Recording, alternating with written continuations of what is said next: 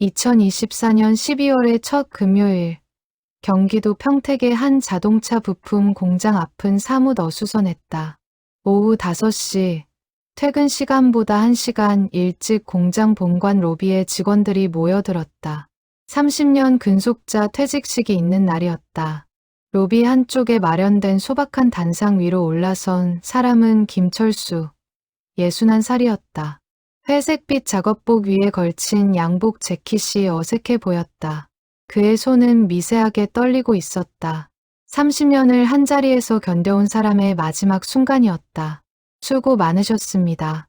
공장장의 간단한 인사말과 함께 꽃다발과 감사패가 전달되었다. 박수 소리가 로비를 가득 채웠다. 김철수는 고개를 숙여 인사했다. 그의 눈가가 붉어졌다. 단상 아래 35살의 아들 김민주는 아버지의 모습을 물끄러미 바라보고 있었다. 아버지의 등이 예전보다 더 굽어 보였다. 언제 이렇게 늙으셨을까? 민준의 가슴 한편이 먹먹해졌다. 퇴직식이 끝나고 공장을 나서는 아버지의 걸음이 무거웠다. 30년을 매일 아침 6시에 출근하던 익숙한 길이었다. 이제 다시는 이 길을 걷지 않을 것이다. 김철수는 공장 정문을 돌아보았다. 쇳가루와 기름 냄새가 배인 작업복, 굳은 살 박힌 손, 허리 통증을 참으며 견뎌낸 수많은 날들. 그 모든 것이 2분 안에 남겨질 것이다. 아버지, 저녁 뭐 드시고 싶으세요? 민준이 조심스럽게 물었다. 김철수는 잠시 생각하다가 고개를 저었다. 집에 가서 어머니가 해주시는 거 먹어야지. 두 사람은 민준의 차에 올라탔다. 차 안은 침묵으로 가득했다. 라디오에서 흘러나오는 트로트 가요만이 정막을 메우고 있었다. 민준은 사이드 미러 너머로 아버지의 모습을 훔쳐보았다. 창밖을 응시하는 아버지의 옆얼굴에는 알 수 없는 감정이 서려 있었다. 집에 도착하자 어머니 박순자가 현관까지 나와 맞이했다. 60살의 그녀는 이날을 위해 아침부터 음식을 준비했다. 김철수가 좋아하는 된장찌개와 고등어구이, 그리고 잡채까지. 식탁은 소박하지만 정성스러운 음식들로 가득 찼다. 고생 많았어요. 이제 좀 쉬어요. 박순자가 남편의 어깨를 토닥였다. 김철수는 묵묵히 고개를 끄덕였다. 그의 눈가가 다시 붉어졌다. 30년을 함께 살아온 아내 앞에서야 비로소 긴장이 풀렸다. 저녁 식사가 끝나고 민주는 설거지를 자처했다. 부엌에서 그릇을 씻으며 민주는 거실에 앉아있는 부모님의 모습을 힐끔 보았다. 어머니는 아버지 옆에 나란히 앉아 낡은 앨범을 꺼내고 있었다. 30년 전 아버지가 공장에 처음 입사했던 날의 사진이었다. 참 젊었네. 김철수가 작게 중얼거렸다. 사진 속 그는 30살이었다. 희망에 가득 찬 눈빛으로 카메라를 바라보고 있었다. 그때는 앞날에 대한 걱정보다 의욕이 더 컸다. 갓 결혼한 아내와 뱃속의 아이를 위해 무엇이든 할 수 있을 것 같았다. 당신, 이 옷 아직도 있어요? 박순자가 옷장을 뒤적이며 물었다. 김철수가 퇴직식에 입었던 양복이었다. 30년 전 입사식 때 처음 맞춘 그 옷을 아내는 정성스럽게 보관해왔다. 버릴까 했는데 오늘 입을 수 있어서 다행이에요. 그녀의 목소리가 잠겼다. 김철수는 아내의 손을 잡았다. 말없이. 민주는 설거지를 마치고 거실로 돌아왔다. 부모님은 여전히 앨범을 보고 있었다. 그는 소파에 앉으며 말했다. 아버지, 제가 옷 정리 좀 도와드릴게요. 작업복 같은 거 이제 필요 없으시잖아요. 김철수는 잠시 망설이다가 고개를 끄덕였다. 그래, 방에 있으니까 가져가거라. 민주는 부모님 방으로 들어갔다. 옷장 한쪽에 걸린 작업복 5벌이 보였다. 모두 낡고 기름때가 묻어 있었다. 그는 하나씩 옷장에서 꺼내 비닐봉지에 담기 시작했다. 작업복 주머니를 확인하며 혹시 남은 물건이 없나 살폈다. 세 번째 작업복 안주머니에서 손에 닿는 것이 있었다. 검은색 낡은 지갑이었다. 민주는 무심코 지갑을 펼쳤다. 안에는 아무것도 없었다. 카드도 현금도 영수증 하나 없이 완전히 비어 있었다. 왜 빈 지갑을 가지고 다니셨을까? 민주는 고개를 갸우뚱하며 지갑을 더 자세히 살폈다. 그때 지갑 안쪽 숨겨진 주머니가 눈에 들어왔다. 손가락으로 조심스럽게 열자 안에서 작은 사진 한 장이 나왔다. 흑백 사진이었다. 색이 바래 누렇게 변해 있었다. 사진 속에는 두 명의 소년이 서 있었다. 한 명은 김철수였다. 20살쯤 되어 보이는 젊은 모습이었다. 그리고 그 옆에 또 한 명의 소년, 김철수와 닮은, 하지만 조금 더 어려 보이는 얼굴. 민준의 손이 떨렸다. 사진을 뒤집어 보았다. 희미하게 쓰인 글씨가 있었다. 철수, 진우, 1984년 여름. 진우. 민주는 그 이름을 본 적이 없었다. 아버지에게 형제가 있다는 말을 들은 적도 없었다. 아버지는 늘 외동이라고 했다. 할아버지 할머니도 일찍 돌아가셨다고만 들었다. 민주는 사진을 든 채 거실로 나갔다. 아버지와 어머니는 여전히 앨범을 보고 있었다. 그는 두 사람 앞에 사진을 내밀었다. 아버지, 이게 뭐예요? 김철수의 얼굴이 순식간에 굳어졌다. 그는 사진을 보는 순간 온몸이 경직되는 것을 느꼈다. 40년 동안 감춰왔던 비밀이 한순간에 드러나는 순간이었다. 그의 입술이 파르르 떨렸다. 박순자도 놀란 표정으로 사진을 들여다보았다. 그녀는 결혼 전부터 남편에게 동생이 있다는 것을 알고 있었다. 하지만 남편은 그 이야기를 절대 꺼내지 않았다. 묻지 말아달라는 남편의 눈빛을 보고 그녀는 30년 넘게 침묵을 지켜왔다. 아버지, 이 사람 누구예요? 진우가 누구예요? 민준의 목소리에 다급함이 묻어났다. 김철수는 사진을 받아들었다. 그의 손이 떨리고 있었다. 사진 속 동생의 얼굴을 보자 오래전 기억들이 밀려왔다. 1984년 여름, 서울 변두리의 단칸방. 20살의 김철수와 18살의 동생 김진우는 그곳에서 함께 살았다. 부모님이 교통사고로 세상을 떠난 후 두 형제만 남았다. 철수는 낮에는 공사장에서 일했고 밤에는 주유소 야간 알바를 했다. 동생의 대학 등록금을 벌기 위해서였다. 진우는 공부를 잘했다. 전액 장학금을 받고 명문대 공대에 입학했다. 형의 희생 위에서 피어난 꿈이었다. 진우는 졸업 후 좋은 회사에 취직해서 형에게 은혜를 갚겠다고 다짐했다. 두 형제는 가난했지만 서로를 의지하며 버텼다. 하지만 1985년 봄, 모든 것이 무너졌다. 진우가 학생운동에 연루되었다. 당시는 군부 독재 시절이었다. 민주화를 외치는 대학생들이 거리로 쏟아져 나왔고 진우도 그 대열에 있었다. 어느 날 시위 도중 경찰과의 충돌이 발생했고 진우는 도주하다가 붙잡혔다. 철수는 경찰서로 달려갔다. 동생을 만나게 해달라고 애원했다. 하지만 만날 수 없었다. 며칠 후 철수에게 한 통의 전화가 걸려왔다. 당신 동생 석방시켜줄 수도 있어요. 대신 조건이 있어요. 전화 속 목소리는 차갑고 사무적이었다. 조건은 간단했다. 동생과 연을 끊고 다시는 만나지 말 것. 그리고 동생이 시골로 내려가 조용히 살도록 할 것. 만약 거부하면 진우는 구속되고 전과자로 평생을 살게 될 것이다. 21살의 청년에게 그 선택은 너무 가혹했다. 철수는 밤새 잠을 이루지 못했다. 동생의 미래를 위해서라면 헤어져야 했다. 하지만 부모님 없이 의지할 사람은 서로밖에 없었다. 결국 철수는 결정을 내렸다. 동생을 살리기 위해 석방된 진우를 만난 날, 철수는 준비한 말을 꺼냈다. 진우야, 형은 이제 너를 책임질 수 없어. 진우는 형의 얼굴을 믿을 수 없다는 표정으로 바라보았다. 형, 무슨 소리예요? 형도 이제 결혼해야 하고 내 인생을 살아야 해. 너도 이제 성인이니까 알아서 살아. 철수의 목소리는 차갑게 가라앉았다.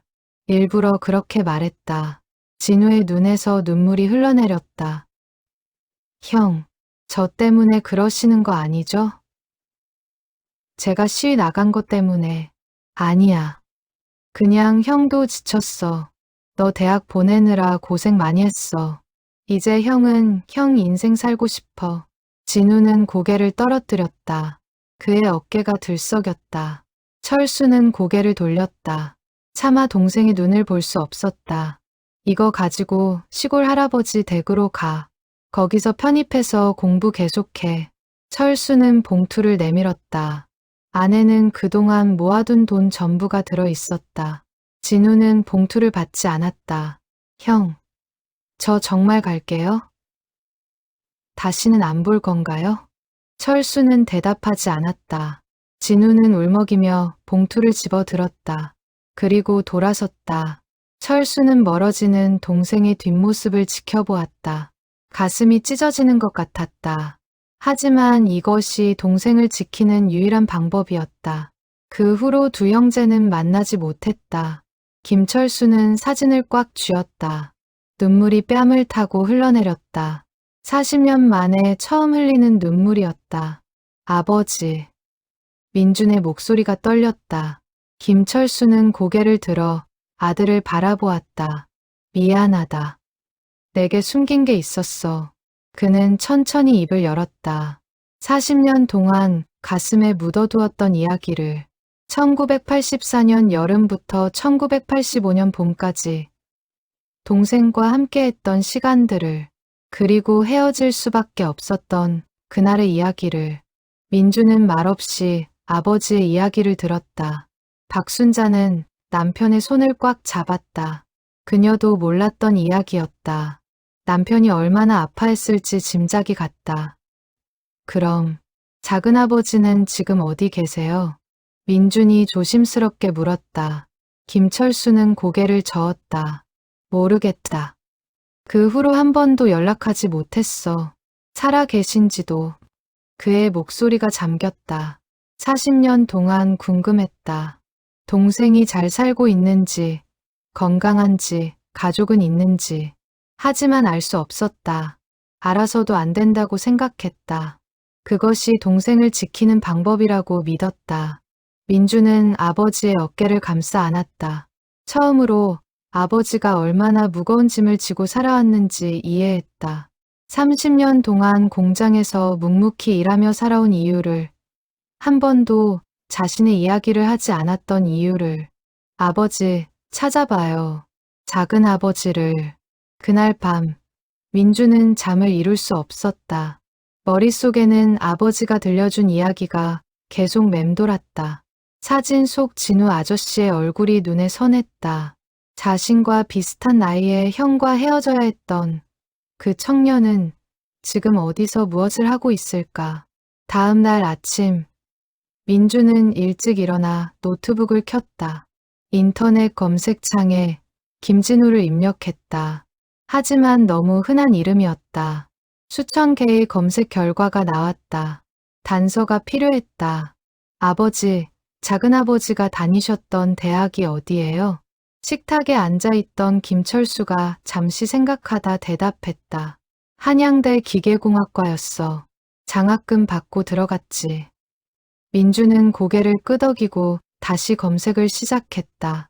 한양대 기계공학과 85학번 동창회, 졸업생 명부, SNS 계정까지 샅샅이 뒤졌다.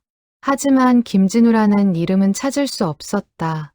중퇴했다면 명부에 없을 수도 있었다. 형, 뭐 하는 거야? 아내 정미라가 옆에 다가왔다. 민주는 어젯밤 일을 설명했다. 정미라는 놀란 표정으로 시아버지를 바라보았다. 그럼 제가 도와볼게요. SNS에 글 올려보면 어떨까요? 정미라는 자신의 페이스북에 글을 올렸다. 1984년 한양대 기계공학과 입학.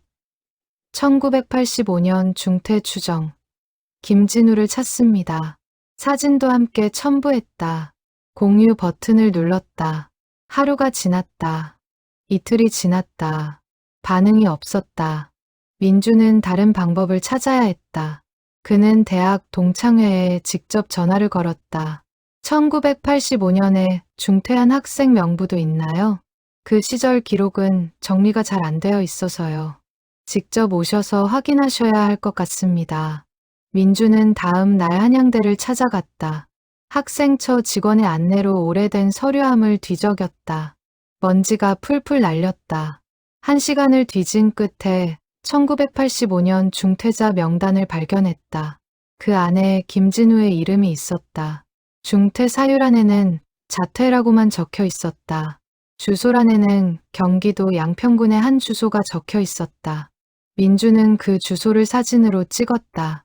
집으로 돌아온 민주는 아버지에게 주소를 보여드렸다. 양평이요? 거긴 외할아버지 댁이 있던 곳이야. 김철수의 눈이 커졌다. 진우가 외할아버지 댁으로 갔던 것이다. 그럼 거기에 단서가 있을지도 몰랐다. 아버지, 내일 같이 가봐요. 다음 날 이른 아침, 민주는 아버지를 모시고 양평으로 향했다. 차는 북한강을 따라 달렸다. 겨울 강물이 잔잔하게 흘렀다. 김철수는 창밖을 바라보며 옛 기억을 되살렸다. 40년 전, 이 길을 동생과 함께 걸었었다. 그때는 봄이었다. 내비게이션이 안내하는 대로 좁은 시골길로 접어들었다. 주소지에 도착했지만 그곳은 이미 빈터였다. 옛날 집은 헐리고 밭으로 바뀌어 있었다. 여기가 외할아버지 댁이었는데 김철수가 중얼거렸다. 실망이 얼굴에 드러났다. 민주는 주변을 둘러보았다. 근처에 작은 슈퍼마켓이 보였다. 그곳으로 달려가 사정을 설명했다. 아, 그 집 말씀이시구나.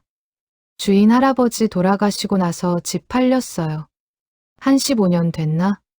슈퍼 주인 할머니가 말했다. 혹시 그 집에 김진우라는 분이 살았는지 아세요? 김진우?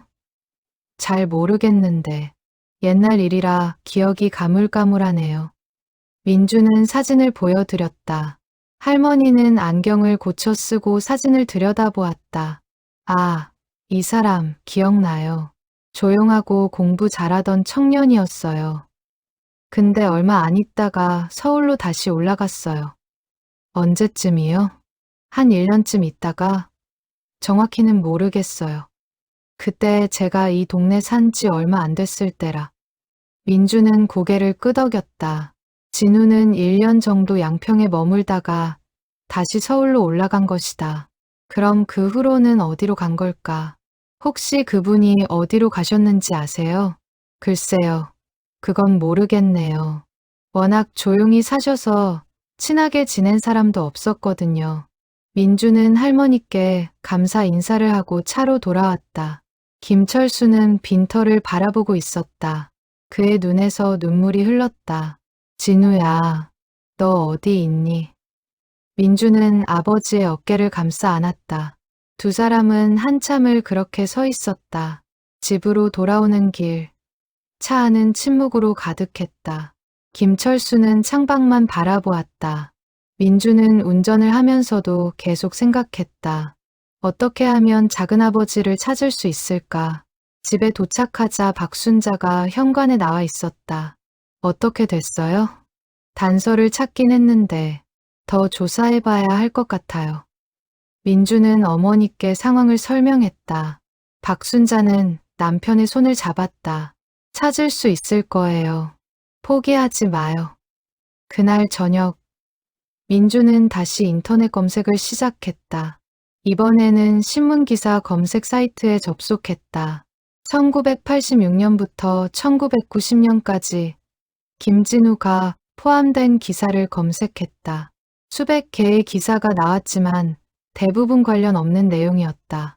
그러다 1988년 기사 하나가 눈에 들어왔다. 중소기업 기술개발 우수상, 김진우 연구원. 민준의 심장이 뛰었다. 기사를 클릭했다.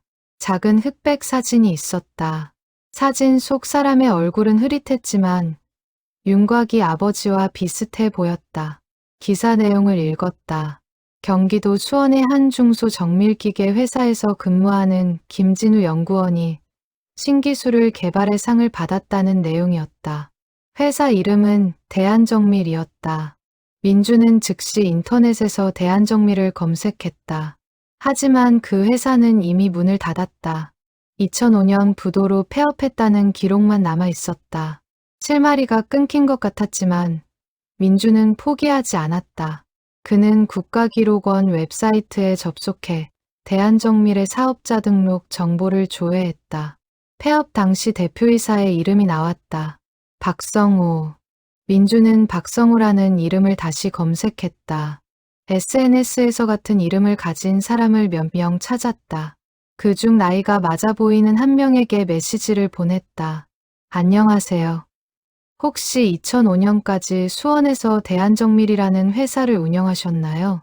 제가 찾는 분이 그 회사에 근무했을 것 같아서 연락드립니다. 답장은 다음 날 왔다. 맞습니다. 무슨 일이신가요? 민주는 가슴이 두근거렸다. 그는 상황을 설명하는 긴 메시지를 보냈다. 작은아버지를 찾고 있다는 것. 1988년 기사에서 이름을 발견했다는 것. 박성우의 답장이 왔다. 김진우 연구원 기억합니다. 정말 실력 좋은 분이셨죠. 회사가 어려워지면서 1995년쯤 퇴사하셨어요. 그 후로는 연락이 끊겼습니다. 제가 아는 건 이게 다네요. 도움이 되셨으면 좋겠습니다. 민주는 한숨을 쉬었다. 또 막혔다. 하지만 이번엔 1995년까지의 행적을 확인했다. 조금씩 좁혀지고 있었다. 그는 다시 신문기사 검색으로 돌아갔다. 1995년부터 2000년까지 검색 범위를 좁혔다. 몇 시간을 검색한 끝에 1997년 작은 기사를 발견했다. 지역 발명왕 선발대회, 김진우 씨, 은상 수상. 기사에는 주소가 나와 있었다. 서울시 강서구. 민주는 즉시 그 주소를 검색했다. 오래된 주택가였다. 지금도 그곳에 살고 있을까? 민주는 다음 날 아버지 몰래 그 주소를 찾아갔다. 만약 사실이 아니면 아버지께 또 실망을 드릴까봐 혼자 먼저 확인하고 싶었다. 강서구의 낡은 주택가. 좁은 골목길을 걸어 들어가자 2층짜리 빌라가 나왔다. 우편함을 확인했다. 201호 김진우라는 이름표가 붙어 있었다. 민준의 다리가 떨렸다. 정말 여기 계시는 걸까? 그는 초인종을 눌렀다. 잠시 후 문이 열렸다. 60살쯤 되어 보이는 남자가 나타났다. 마른 체구의 회색 머리, 안경을 쓴 모습. 사진 속 진우 아저씨와 확실히 닮아 있었다. 누구세요? 혹시 김진우 선생님이신가요? 네, 그런데요. 민주는 가방에서 사진을 꺼냈다. 1984년 여름의 흑백 사진. 김진우는 사진을 보는 순간 얼굴이 하얗게 질렸다. 이건 어디서? 저는 김철수의 아들입니다. 저희 아버지가 아저씨를 찾고 계십니다. 김진우는 사진을 떨리는 손으로 받아들었다. 그의 눈에서 눈물이 흘러내렸다. 40년 만에 보는 형의 모습이었다. 형님이 날 찾고 계신다고요? 네, 제발 한 번만 만나주세요. 아버지가 얼마나 아저씨를 그리워하셨는지. 김진우는 고개를 돌렸다. 그의 어깨가 떨렸다. 저는 형님을 만날 자격이 없습니다. 왜요? 무슨 말씀이세요? 형님이 저를 버린 게 아니었어요. 저도 알고 있었습니다. 형님이 저를 지키려고 그러신 거였다는 걸. 근데 저는 형님을 원망했어요.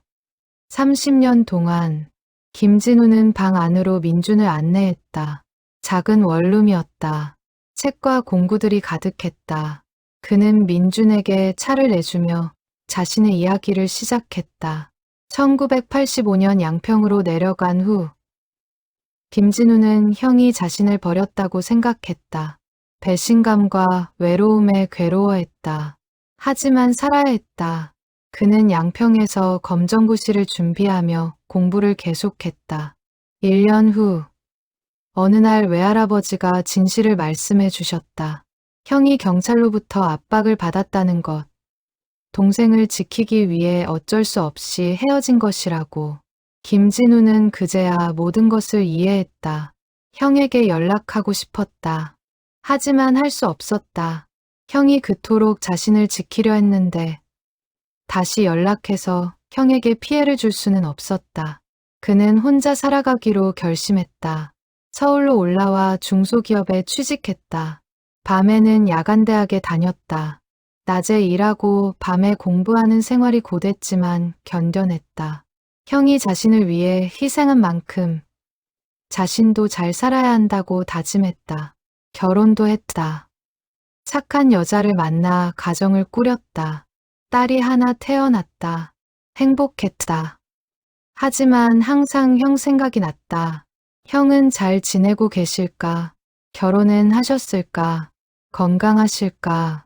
딸이 결혼할 때도, 손녀가 태어났을 때도 형님 생각이 났어요. 형님께 보여드리고 싶었어요. 제가 이렇게 잘 살고 있다고, 형님 덕분이라고. 김진우의 목소리가 떨렸다. 근데 연락할 용기가 없었어요. 형님이 저를 잊으셨을까봐, 아니면 저를 아직도 짐으로 생각하실까봐. 민주는 고개를 저었다. 아버지는 단 한 번도 아저씨를 잊으신 적이 없어요. 40년 동안 지갑 속에 사진을 넣고 다니셨어요. 빈 지갑이었지만 그 안에 아저씨가 계셨어요. 김진우는 얼굴을 손으로 가렸다.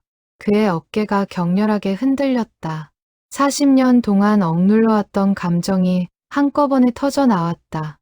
민주는 말없이 그를 지켜보았다. 한참을 울던 김진우가 고개를 들었다. 그의 얼굴은 눈물로 범벅이었지만 표정은 조금 밝아져 있었다. 형님을 만나도 될까요? 제가 가도 괜찮을까요? 당연하죠. 아버지가 얼마나 기다리셨는데요. 민주는 아버지께 전화를 걸었다. 전화를 받는 김철수의 목소리가 떨리고 있었다. 아버지, 찾았어요. 작은아버지를 찾았어요. 전화기 너머로 김철수의 울음소리가 들렸다. 박순자가 급히 전화를 받았다. 민준아, 아버지가 너무 우셔서. 어디야? 지금 어디 계시는데? 민주는 주소를 알려드렸다. 박순자는 남편을 부축해 택시를 탔다. 강서구까지 가는 길이 멀게만 느껴졌다. 김진우는 서둘러 방을 정리했다. 40년 만에 만나는 형이었다. 떨렸다. 형은 어떤 모습일까? 자신을 반가워해 주실까? 1시간 후 초인종이 울렸다. 김진우는 심호흡을 하고 문을 열었다. 현관 앞에 김철수가 서 있었다. 61살의 노인이 되어 있었다. 머리는 하얗게 새고 얼굴에는 주름이 가득했다. 하지만 눈빛만은 여전히 따뜻했다. 두 형제는 서로를 바라보았다. 말이 나오지 않았다. 40년이라는 시간이 두 사람 사이에 놓여 있었다. 김철수가 먼저 입을 열었다. 진우야. 그 한마디에 김진우의 눈에서 눈물이 쏟아졌다. 그는 형의 품에 안겼다. 김철수도 동생을 꽉 껴안았다. 두 사람은 현관에서 한참을 그렇게 울었다. 박순자와 민주는 조용히 두 사람을 지켜보았다. 가슴이 뭉클했다. 방 안으로 들어가 자리를 잡았다. 김철수는 동생의 손을 꽉 잡고 있었다. 놓으면 다시 사라질까봐 두려운 듯했다. 형님, 정말 죄송해요. 저는 형님이 저를 버리신 줄 알고. 아니야. 형이 미안하지. 너를 제대로 지키지 못해서. 아니에요. 형님 덕분에 저 이렇게 살았어요. 형님이 그때 저를 보내주지 않으셨으면 전 감옥에 갔을 거예요. 김진우는 자신의 삶을 이야기했다. 어떻게 공부를 계속했는지, 어떻게 직장을 다녔는지, 결혼은 어떻게 했는지. 김철수는 고개를 끄덕이며 들었다. 동생이 잘 살아왔다는 것이 감사했다. 형님은 어떻게 사셨어요? 나는 그냥 평범하게 살았지. 공장 다니면서 김철수는 자신의 삶을 담담하게 이야기했다. 결혼하고 민준을 낳고 30년 동안 한 공장에서 일했다는 것. 박순자가 곁에서 거들었다. 형님이 얼마나 진우 씨 생각 많이 하셨는지 몰라요. 가끔 혼자 사진 보면서 우시곤 했어요. 김진우는 형의 손을 더욱 꽉 잡았다. 형님, 이제 자주 만나요. 제 딸도 소개해 드릴게요. 손녀도 있어요. 김철수의 얼굴이 밝아졌다. 그래, 그러자. 우리 이제 자주 보자. 그날 저녁은 네 사람이 함께 보냈다. 근처 식당에서 저녁을 먹으며 밀린 이야기를 나눴다. 40년 동안 하지 못했던 대화들이 쏟아져 나왔다. 민주는 작은아버지가 마음에 들었다. 조용하지만 따뜻한 사람이었다. 아버지와 정말 많이 닮아 있었다. 다음 주 일요일, 김진우의 집에서 가족 모임이 열렸다. 김진우의 딸 김수진과 사위, 그리고 5살 손녀 지민이가 함께했다. 수진은 아버지에게 큰아버지가 있다는 사실을 그날 처음 알았다. 아빠, 왜 말씀 안 하셨어요? 미안하다. 아빠도 힘들었어. 김진우는 딸에게 모든 사실을 설명했다. 수진은 눈물을 흘렸다. 아버지가 얼마나 외로웠을지 짐작이 갔다. 김철수는 조카딸 수진을 꼭 껴안았다. 이모부, 앞으로 자주 뵐게요. 그래, 우리 이제 가족이니까. 어린 지민이는 새로 생긴 큰할아버지가 신기한지 계속 따라다녔다. 김철수는 손녀를 무릎에 앉히고 옛날 이야기를 들려주었다. 할아버지 옛날에 말이야. 박순자와 김진우의 아내도 금방 친해졌다. 두 여자는 부엌에서 함께 음식을 준비하며 이야기꽃을 피울다. 형님이 진우 씨 생각 정말 많이 하셨어요. 저희 남편도 마찬가지였어요. 가끔 혼잣말로 형님 이름을 부르곤 했어요. 저녁 식사 시간. 식탁은 웃음소리로 가득했다. 김철수와 김진우는 나란히 앉아 술잔을 기울였다. 진우야, 건강 챙겨라. 이제 자주 봐야 하니까. 형님도요. 우리 오래오래 같이 살아요. 두 형제는 술잔을 부딪혔다. 40년 만의 건배였다. 그날 이후 두 형제는 일주일에 한 번씩 만났다. 때로는 김철수 집에서, 때로는 김진우 집에서. 두 가족은 빠르게 가까워졌다. 김철수는 퇴직 후 시간이 많아졌다. 그는 매주 수요일 오후마다 동생 집을 찾아갔다. 김진우도 작은 기계 수리점을 운영하고 있었지만 형이 오는 시간만큼은 비워두었다. 두 사람은 함께 산책을 다녔다. 근처 공원을 걸으며 옛날 이야기를 나눴다. 부모님 이야기, 어린 시절 이야기, 단칸방에서 함께 살던 시절 이야기. 형, 기억나요? 우리 겨울에 너무 추워서 이불 하나 덮고 잤던 거. 그럼 내가 자꾸 이불 가져가서 형이 얼어 죽는 줄 알았지. 두 사람은 웃었다. 그때는 힘들었지만 지금 생각하면 소중한 추억이었다. 어느 날 김진우가 형에게 물었다. 형님, 그때 경찰이 뭐라고 했어요? 정확히 어떤 조건이었어요? 김철수는 잠시 망설이다가 천천히 대답했다. 너랑 연을 끊으라고 했어. 그리고 너를 시골로 보내서 조용히 살게 하라고. 안 그러면 너를 구속하겠다고 했지. 김진우는 고개를 끄덕였다. 그때 형님이 저한테 냉정하게 말씀하셨잖아요. 저는 정말 형님이 저를 버리시는 줄 알았어요. 미안하다. 형이 다른 방법을 찾았어야 했는데. 아니에요. 형님이 그렇게 하지 않으셨으면 저 정말 감옥 갔을 거예요. 형님 덕분에 저 이렇게 살았어요. 김철수는 동생의 어깨를 두드렸다. 두 사람은 말없이 걸었다. 어느 토요일, 김철수는 동생과 함께 양평을 다시 찾았다. 옛 외할아버지 댁이 있던 자리였다. 지금은 밭으로 변해 있었지만 두 형제는 그곳에서 한참을 서 있었다. 할아버지가 돌아가시기 전에 저한테 말씀하셨어요. 형님을 원망하지 말라고. 형님이 얼마나 너를 아끼는지 안다고. 할아버지, 고마우신 분이었어. 김철수는 빈터를 향해 절을 했다. 김진우도 함께 절을 올렸다. 두 사람은 조용히 묵념했다. 돌아오는 길, 김진우가 말했다. 형님, 제가 하나 고백할 게 있어요. 뭔데? 사실 저 형님을 찾아볼까 생각한 적이 있었어요. 한 10년 전쯤 김철수가 놀란 표정으로 동생을 바라보았다. 그래, 왜 안 찾았어? 무서웠어요. 형님이 저를 싫어하실까봐, 아니면 형님 인생에 제가 끼어들까봐, 그래서 참았어요. 김철수는 한숨을 쉬었다. 형도 마찬가지였어. 너를 찾고 싶었지만 내가 이미 새 삶을 살고 있을 텐데 형이 나타나면 방해가 될까봐.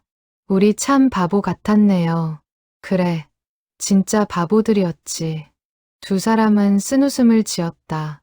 며칠 후 김진우는 형에게 특별한 제안을 했다. 형님, 우리 함께 여행 가요.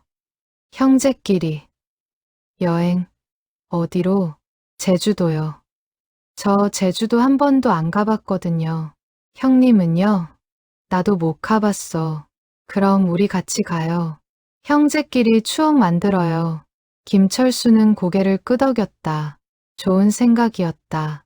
2주일 후, 두 형제는 제주도행 비행기에 올랐다. 생애 처음 타보는 비행기였다. 이륙할 때 두 사람은 서로의 손을 꽉 잡았다. 제주도에서의 사흘은 꿈 같았다.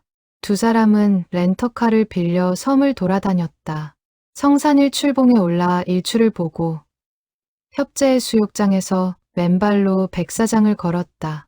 흑돼지 고기도 먹고 한라봉도 사 먹었다. 저녁에는 펜션 앞 바다를 바라보며 소주를 마셨다. 진우야, 형이 너한테 못해준 게 많지? 무슨 말씀이세요? 형님이 저 대학까지 보내주셨잖아요. 그래도 형이 좀 더 잘했으면 너 졸업까지 시킬 수 있었을 텐데. 김진우는 고개를 저었다. 형님, 저 행복하게 살았어요. 형님 걱정하지 마세요. 그래, 내가 행복하면 형은 그걸로 충분해. 두 사람은 파도 소리를 들으며 술잔을 기울였다. 제주도에서 돌아온 후 김철수의 일상은 완전히 달라졌다. 퇴직 후 무료하던 시간이 이제는 행복으로 가득 찼다. 동생과의 만남이 일주일의 가장 큰 기쁨이었다. 어느 날 김진우가 형에게 오래된 상자 하나를 가져왔다. 형님, 이거 드릴게요. 상자를 열자 안에서 낡은 공책들이 나왔다. 김철수가 공책을 펼쳐보니 자신의 필체가 보였다. 이게 내 일기장이잖아. 네, 형님이 1984년에 쓰시던 일기장이에요. 제가 양평 갈 때 가져갔었어요. 김철수는 떨리는 손으로 일기장을 넘겼다. 20살 때 쓴 글들이었다. 동생과 함께 살던 시절의 기록들. 오늘 진우 장학금 받았다. 정말 자랑스럽다. 우리 진우 정말 똑똑하다. 진우가 감기 걸렸다. 병원비가 없어서 약국에서 약만 샀다. 미안하다 진우야. 오늘 주유소 야간 알바 끝나고 집에 왔더니 진우가 라면 끓여놨다. 고맙다. 김철수의 눈에서 눈물이 흘렀다. 그때의 기억들이 선명하게 되살아났다. 형님, 저 이 일기장 읽으면서 형님이 저를 얼마나 사랑하셨는지 알았어요. 그래서 절대 버릴 수가 없었어요. 김철수는 동생을 꽉 껴안았다. 고맙다, 진우야. 그날 저녁, 김철수는 집에 돌아와 박순자에게 일기장을 보여주었다. 여보, 당신도 한번 읽어봐요. 박순자는 안경을 쓰고 일기장을 읽었다. 남편의 젊은 시절이 담겨 있었다. 동생을 위해 자신을 희생했던 20살 청년의 이야기. 당신 참 대단한 사람이에요. 뭐가 대단해. 그냥 형으로서 당연한 일 한 거지. 박순자는 남편의 손을 잡았다. 결혼 30년 만에 알게 된 남편의 또 다른 모습이었다. 다음 주 두 집안 식구들이 모두 모였다. 민준과 아내 정미라, 김진우의 딸 수진과 사위, 그리고 어린 지민이까지 모두 10명이 한자리에 모였다. 김철수가 일어나 말했다. 오늘 우리가 이렇게 모인 건 정말 기적 같은 일이야. 40년 만에 다시 만난 우리 형제, 그리고 우리 가족들 모두 감사합니다. 박수 소리가 터져 나왔다. 김진우도 일어나 말했다. 형님, 그리고 가족 여러분, 저도 정말 행복합니다. 이제 우리 자주 만나요. 저녁 식사 시간. 식탁은 웃음과 대화로 가득했다. 민준과 수지는 사촌지간이었지만 처음 만나는 것이나 다름없었다. 하지만 금방 친해졌다. 수진 누나, 저희 아버지 어렸을 때 어땠대요? 우리 아버지는 형님 이야기 별로 안 하셨어요. 너무 아프셨나 봐요. 저희 아버지도요. 근데 지갑 속에 사진은 계속 가지고 계셨대요. 두 사람은 고개를 끄덕였다. 아버지들의 마음을 조금이나마 이해할 수 있었다. 어린 지민이는 민준 부부에게 안겨 재롱을 부렸다. 아저씨, 아저씨도 우리 가족이에요? 그럼 우리 다 가족이지. 야호. 지민이의 맑은 웃음소리가 집 안을 가득 채웠다. 저녁이 깊어가자 김철수는 동생과 단둘이 마당에 나왔다. 가을 밤하늘에 별이 가득했다. 진우야, 형이 너한테 하고 싶은 말이 있어. 뭔데요, 형님? 미안하다. 그리고 고맙다. 김진우는 고개를 저었다. 형님이 왜 미안하세요? 저야말로 감사하죠. 아니야. 형이 너를 제대로 보살피지 못했어. 내가 대학도 제대로 못 다니고. 형님, 저 괜찮아요. 정말이에요. 저 지금 행복해요. 형님도 행복하시죠? 김철수는 고개를 끄덕였다. 그럼 됐어요. 우리 이제 앞만 보고 살아요. 두 형제는 밤하늘의 별을 올려다보았다.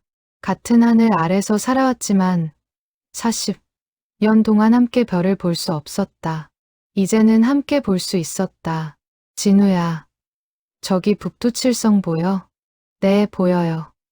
우리 어렸을 때 아버지가 저 별 보여주셨잖아. 기억나요. 아버지 손잡고 마당에 나와서 봤죠. 두 사람은 옛 기억에 잠겼다. 부모님이 살아계셨던 그 시절로 겨울이 왔다. 첫눈이 내린 날, 김철수는 동생에게 전화를 걸었다. 진우야, 밖에 눈 내린다. 나와서 같이 보자. 좋아요, 형님. 지금 갈게요. 1시간 후, 김진우가 형의 집 앞에 도착했다. 두 사람은 두꺼운 코트를 입고 밖으로 나갔다. 하얀 눈이 조용히 내리고 있었다. 형님, 눈 참 예쁘네요. 그러게. 오랜만에 보는 것 같아. 두 사람은 근처 공원으로 걸어갔다.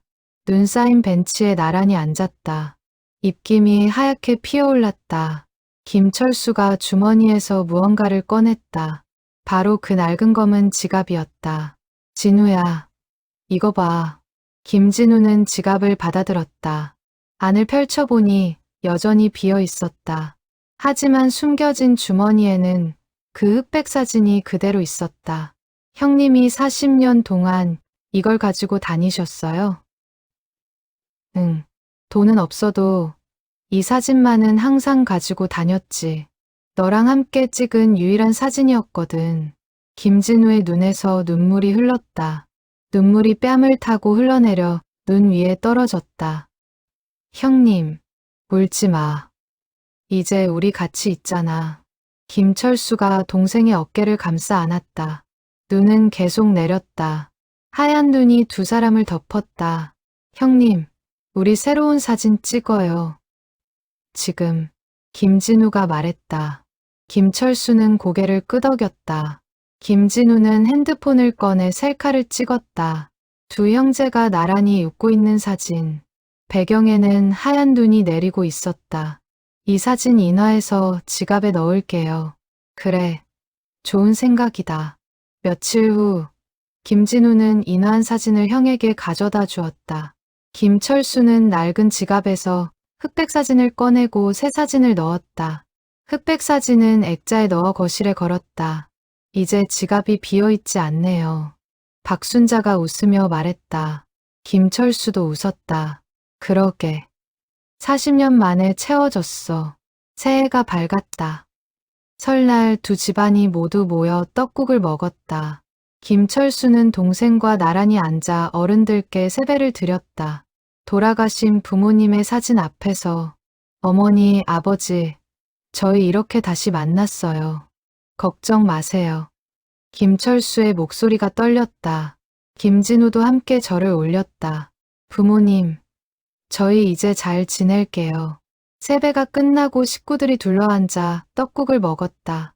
어린 지민이가 떡국을 먹다가 말했다. 할머니, 떡국 맛있어요. 그래? 많이 먹어. 박순자가 지민이의 머리를 쓰다듬었다. 김진우의 아내도 웃으며 떡을 더 떠주었다. 우리 지민이 올해 6살이네. 벌써 이렇게 컸어. 그러게요. 시간 참 빠르네요. 식사 후 아이들은 윷놀이를 했다. 어른들은 거실에 둘러앉아 이야기를 나눴다. 민준이 아버지께 물었다. 아버지, 올해 계획 있으세요? 글쎄, 특별한 건 없고 진우랑 자주 만나는 게 계획이지. 김진우가 거들었다.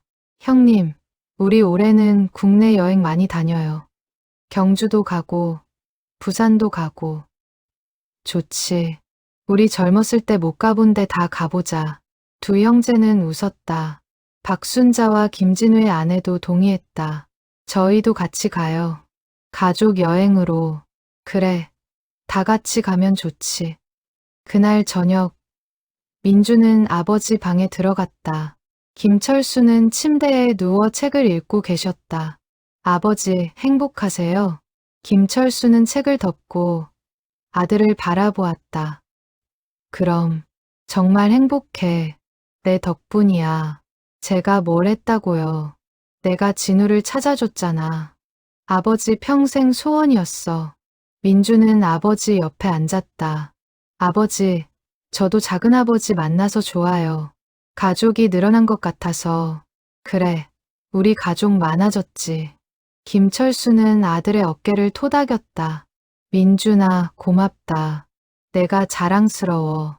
그날 밤, 김철수는 오랜만에 편안한 잠을 잤다.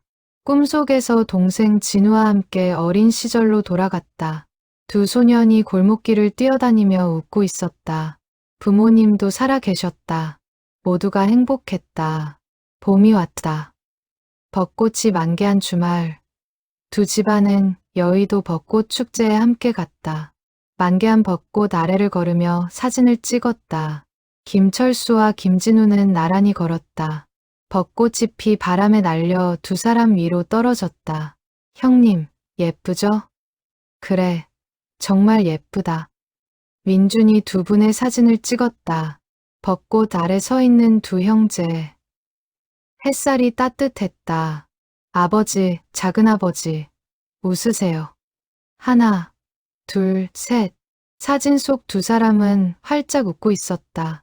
민주는 사진을 확인하며 만족스러운 표정을 지었다. 잘 나왔네요. 이거 인화해서 드릴게요. 고맙다, 민준아. 벚꽃길을 따라 걷다가 작은 카페에 들어갔다. 커피를 주문하고 창가 자리에 앉았다. 밖으로 벚꽃길이 보였다. 김진우가 형에게 물었다. 형님, 퇴직하고 어때요? 심심하지 않으세요? 아니, 전혀. 오히려 바빠. 너 만나고, 손녀 보고, 집안일도 돕고, 그럼 됐네요. 저도 가게 일 줄이고 형님이랑 더 많이 시간 보내려고요. 김철수는 고개를 저었다. 아니야. 넌 일 열심히 해. 형은 괜찮아. 형님, 저도 이제 60인데 뭘 그렇게 열심히 일해요. 이제 좀 쉬면서 살고 싶어요. 두 사람은 웃었다. 60이 넘은 나이에 서로를 걱정하는 형제였다. 어느 날 김철수는 건강검진을 받으러 갔다. 퇴직 후 첫 검진이었다. 일주일 후 결과가 나왔다. 다행히 큰 이상은 없었지만 혈압이 조금 높았다. 약 드시고 운동 좀 하세요. 의사의 조언을 들은 김철수는 매일 아침 운동을 시작했다. 김진우도 함께했다. 두 형제는 매일 아침 6시에 만나 근처 산을 올랐다. 형님, 천천히 가세요. 형이 늙었나 봐. 숨이 차네. 저도 마찬가지예요. 우리 천천히 가요. 두 사람은 천천히 산을 올랐다. 정상에 오르면 함께 스트레칭을 하고 내려왔다. 운동 후에는 근처 식당에서 아침을 먹었다. 형님, 건강 관리 잘하셔야 해요. 우리 오래 살아야죠. 그래, 100년을 살아야지. 두 사람은 웃으며 아침밥을 먹었다. 여름이 되었다. 무더운 어느 날, 김철수는 동생에게 전화를 걸었다.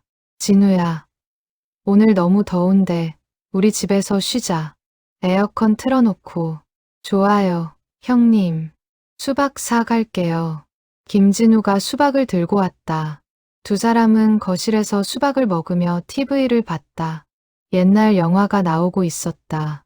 진우야, 이 영화 우리 어렸을 때 봤던 거 아니야? 맞아요. 극장에서 봤던 거. 기억나요.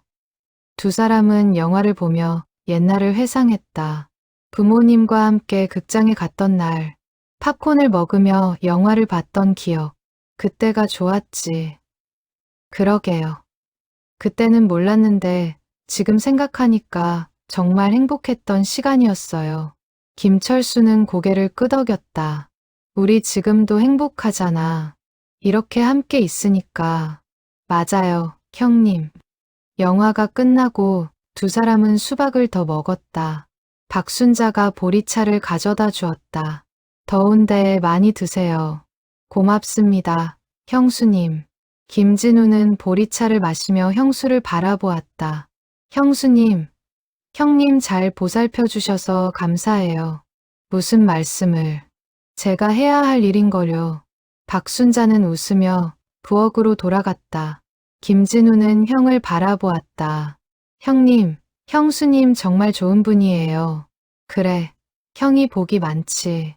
김철수는 만족스러운 표정을 지었다. 가을이 다시 왔다. 단풍이 물들기 시작했다. 두 집안은 내장산으로 단풍 여행을 떠났다. 모두 함께 케이블카를 타고 산 정상에 올랐다. 와, 단풍 진짜 예쁘다. 어린 지민이가 소리쳤다. 온 산이 붉고 노란 단풍으로 물들어 있었다. 김철수와 김진우는 전망대에 나란히 섰다. 멀리 산맥이 보였다. 진우야, 우리 언제 또 이렇게 올 수 있을까? 자주 와요. 형님, 우리 시간 많잖아요. 그래, 자주 오자. 두 형제는 단풍을 바라보며 오랫동안 서 있었다. 바람이 불어와 단풍잎이 날렸다. 붉은 단풍잎이 두 사람 주위를 맴돌았다. 민준이 다가와 두 분께 말했다. 아버지, 작은아버지, 기념사진 찍어요. 그래, 찍자. 온 가족이 함께 사진을 찍었다. 단풍산을 배경으로 모두의 얼굴에 행복한 미소가 가득했다. 다시 겨울이 왔다. 김철수가 퇴직한 지 1년이 되는 날이었다. 동생을 만난 지도 거의 1년. 그 1년은 김철수의 인생에서 가장 행복한 시간이었다. 저녁, 두 집안이 모여 김철수의 퇴직 1주년을 축하했다. 케이크도 준비하고 작은 파티를 열었다. 아버지, 축하해요. 퇴직 1주년. 민준이 케이크에 초를 켰다. 김철수는 초를 불며 소원을 빌었다. 우리 가족 모두 건강하고 행복하게. 케이크를 자르며 김철수가 말했다. 1년 전 오늘 나는 공장을 떠났어. 그때는 앞으로 뭘 하며 살아야 할지 막막했지. 근데 지금은 정말 행복해. 다 너희들 덕분이야. 박수 소리가 터졌다. 김진우가 일어나 말했다. 형님, 저도 행복합니다. 형님을 다시 만나서. 두 형제는 포옹했다. 민준과 수진, 그리고 모든 가족이 함께 박수를 쳤다. 파티가 끝나고 모두 집으로 돌아갔다. 김철수와 박순자만 남았다. 두 사람은 소파에 나란히 앉았다. 여보, 행복하죠? 박순자가 물었다. 김철수는 고개를 끄덕였다. 정말 행복해. 진우를 다시 만나서. 다행이에요. 당신이 평생 가슴에 품고 살았던 짐을 내려놓은 것 같아서. 김철수는 아내의 손을 잡았다. 당신도 고마워. 30년 동안 묻지 않고 기다려줘서. 당신 힘들어하는 거 알았어요. 그래서 묻지 않았죠. 두 사람은 말없이 손을 잡고 앉아 있었다. 창밖으로 눈이 내리기 시작했다. 며칠 후 김철수는 동생과 함께 부모님 산소를 찾았다. 오랜만에 찾는 길이었다. 두 형제는 묘지 앞에 무릎을 꿇었다. 어머니, 아버지, 저희 왔어요. 김철수가 말했다. 김진우도 함께 절을 올렸다. 부모님, 저희 이제 다시 만났어요. 걱정 마세요. 두 사람은 묘비를 닫고 꽃을 올렸다. 그리고 나란히 앉아 부모님께 이야기를 들려드렸다. 지난 1년 동안의 일들을. 아버지, 진우가 정말 잘 자랐어요. 착하고 성실하게 살았어요. 어머니, 형님도 잘 사셨어요. 가족들도 다 잘 지내고 있어요. 두 사람은 오래 머물렀다. 부모님과 함께 있는 것 같았다. 돌아오는 길, 김진우가 말했다. 형님, 내년에는 부모님 산소 크게 정비해요. 저도 돈 보탤게요. 그래, 그러자. 부모님이 좋아하시겠다. 차는 조용히 도시로 향했다. 해가 저물고 있었다. 노을이 아름다웠다. 집에 도착한 김철수는 거실로 들어갔다. 벽에 걸린 액자 속 흑백 사진이 보였다. 1984년 여름, 20살의 자신과 18살의 동생. 그 시절로 돌아갈 수는 없지만 이제 함께할 수 있었다. 김철수는 소파에 앉아 지갑을 꺼냈다. 안에는 새로 찍은 사진이 들어 있었다. 눈 내리는 날 동생과 함께 찍은 사진. 두 사람 모두 웃고 있었다. 이제 지갑이 비어있지 않아. 김철수는 웃으며 지갑을 닫았다. 40년 동안 비어있던 지갑. 이제는 가득 채워졌다. 동생과의 추억으로, 행복으로. 그날 밤, 김철수는 일기장을 펼쳤다. 오랜만에 쓰는 일기였다. 오늘 진우와 부모님 산소에 다녀왔다. 부모님께 우리가 다시 만난 이야기를 들려드렸다. 부모님도 기뻐하실 것 같다. 40년 동안 나는 진우를 잃어버린 줄 알았다. 하지만 진우는 항상 내 마음속에 있었다. 빈 지갑 속 사진처럼. 이제 우리는 함께 있다. 이것이 내 인생 최고의 선물이다. 김철수는 일기장을 덮고 불을 껐다. 창밖으로 달빛이 들어왔다. 그는 편안한 잠에 빠져들었다. 꿈속에서 동생과 함께 웃고 있었다. 다음 날 아침, 김철수의 핸드폰에 문자가 왔다. 형님, 오늘 아침 등산 가실래요? 진우. 김철수는 웃으며 답장을 보냈다.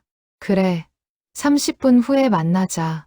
그는 운동복으로 갈아입고 밖으로 나갔다. 햇살이 따뜻했다. 거리에서 동생이 기다리고 있었다. 형님, 진우야.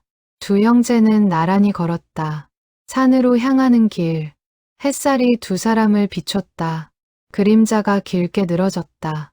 두 개의 그림자가 나란히. 김철수는 걸으며 생각했다. 이것이 행복이구나.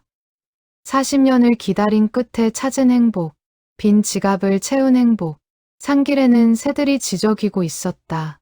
봄이 오고 있었다. 새로운 시작이었다. 두 형제에게, 그리고 두 가족에게. 김철수는 동생의 어깨에 손을 얹었다. 진우야, 우리 오래오래 함께 살자. 네, 형님. 100년을 함께 살아요. 두 사람은 웃으며 산을 올랐다. 햇살 가득한 봄날 아침, 두 형제는 함께 걷고 있었다. 그것으로 충분했다.